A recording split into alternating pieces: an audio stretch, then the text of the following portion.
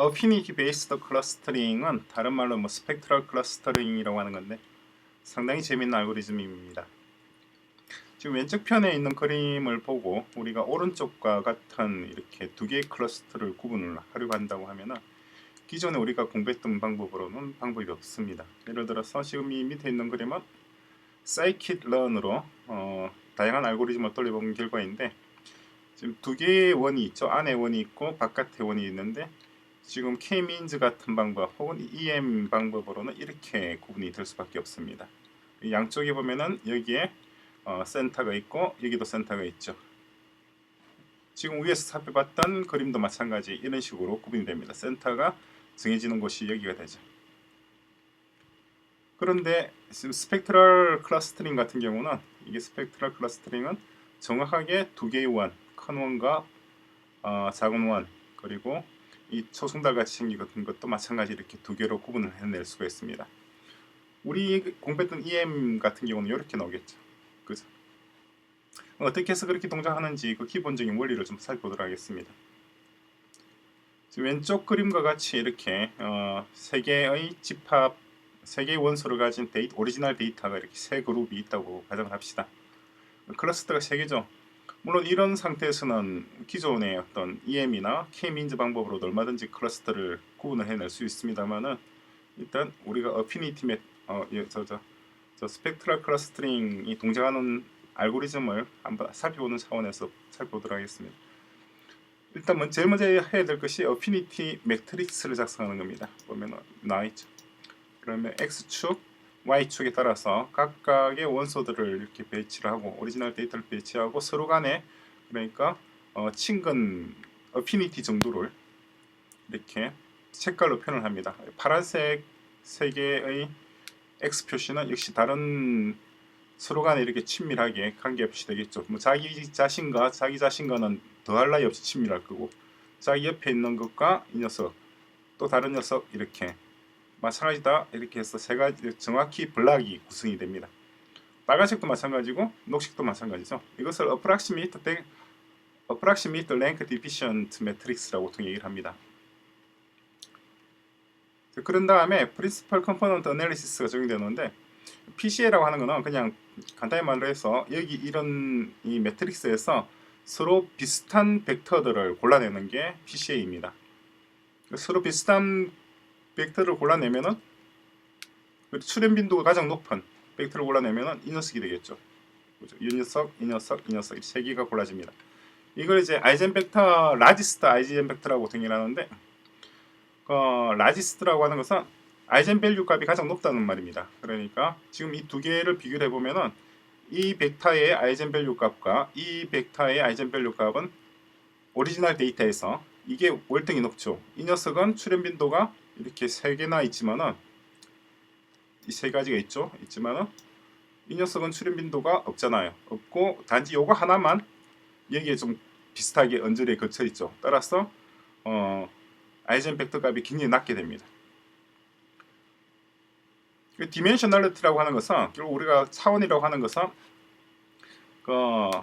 아이젠밸류가 높은 아이젠벡터들의 숫자입니다. 그러니까 the number of 정확히 말하면은 the number of eigenvectors with large eigenvalues 이렇게 되겠죠. prominent eigenvalues 이렇게 하는 것이 보다 정확한 표현이 되겠죠. the number of 적어놓을까요? eigenvectors with large eigenvalues. 그렇게 해서 그러니까 지금 현저한 아이젠 밸류를 가지고 있는 아이젠 벡터는 세 가지니까 그죠? 디멘션이 세 개가 됩니다. 디멘션이 세 개라는 것은 축이 세 개란 말이죠.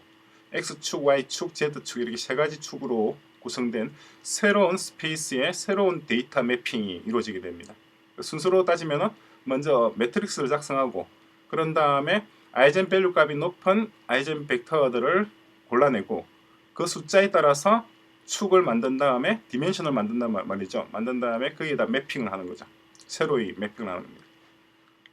오리지널 데이터를. 지금 같은 경우 축이 3개니까 이렇게 매핑이 됐는데 축이 1000개라거나 2000개 넘어가게 되면 이것도 불가능하죠. 어쨌거나 개념적으로 그 개념을 이해하기 위한 예시로서 나와 있는 겁니다. 방금도 말씀드렸습니다만 이 예시 같은 경우는 사실상 뭐 기존의 알고리즘도 얼마든지 처리할 수가 있죠. 얼마든지 처리할 수 있지만은 스펙트럴 클러스터링으로 진행되는 과정을 한번 우리가 살펴본 겁니다. 실제로 이게 말고 기존의 알고리즘으로 처리할 수 없는 예시를 한번 보겠습니다. 지금 왼쪽 편과 같이 이렇게 마찬가지로 세 개의 파란색, 빨간색, 녹색 X 표시가 이렇게 오리지널 데이터의 위치가 이렇다고 가정을 합시다. 2차원 평면이죠, 그죠? 2차원 평면을 여기서 다시 이것을 3차원 세개 축을 가진 새로운 스페이스에다 매핑을 할 수 있겠는가 하는 거죠. 보시면은 마찬가지 x와 x 간의 관계는 이렇게 됩니다. 그죠? 이 녀석 자기와 자기의 관계는 가깝고 자기와 자기 이웃과의 관계도 가깝지만은 자기 이웃의 이웃과 자신과의 관계는 이 녀석과 이 녀석의 관계는 멀죠. 따라서 이렇게 흰색으로 표시되어 있습니다. 빨간색들도 마찬가지입니다. 빨간색도 똑같죠. 자기와 자기는 관계 가깝지만은 이건 자기와 자기죠. 자기와 자기 이웃도 가깝지만은 자기와 자기 이웃의 이웃과의 관계는 멀 수밖에 없습니다. 따라서 이 어피니티 값이 낮습니다.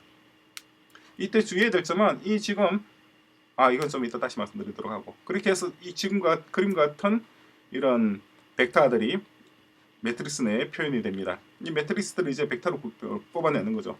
여기 재밌는 것은 이 아이젠밸류 값을 계산하게 되면 이 벡터들 각각에 여전히 가장 아이젠밸류가 높은 것은 이 세 개가 나오게 됩니다. 되죠. 그러니까 이 녀석과 이 녀석과 이 녀석의 아이젠밸류가 가장 높습니다.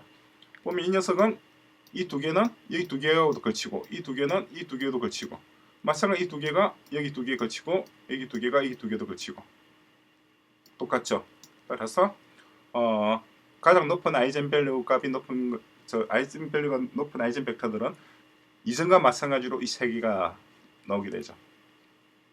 그러므로 이 스펙트럴 클러스터링 메커니즘을 이용하게 되면은 똑같이 이 녀석들은 똑같이 위에 이 경우와 마찬가지로 세 개의 축을 가진 3디멘셔널 스페이스에 각각의 축에 세 개가 할당되는 형식이 됩니다. 도출되죠. 이게 스펙트럴 클러스터링의 기본적인 알고리즘입니다. 굉장히 참 신기방통한 알고리즘이죠.